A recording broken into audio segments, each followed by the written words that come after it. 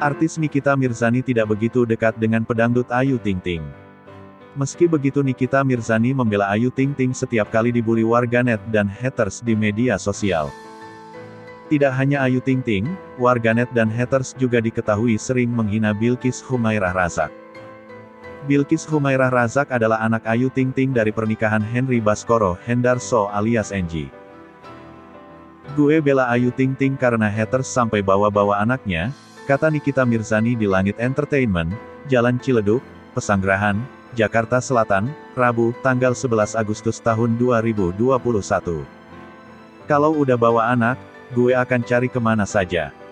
Begitu pula dengan Ayu Ting Ting yang sering dibully sama anaknya," lanjutnya.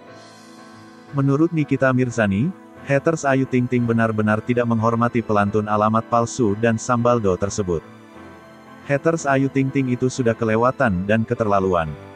Cukup benci ibunya, tapi nggak usah bawa-bawa anak, tegas Nikita Mirzani. Bagi Nikita Mirzani, anak sebaiknya tidak dilibatkan ke persoalan orang tuanya. Untung haters Ayu Ting Ting. "Kalau haters gue udah cari tuh. Kalau perlu gue hajar emak dan bapaknya," kata Nikita Mirzani.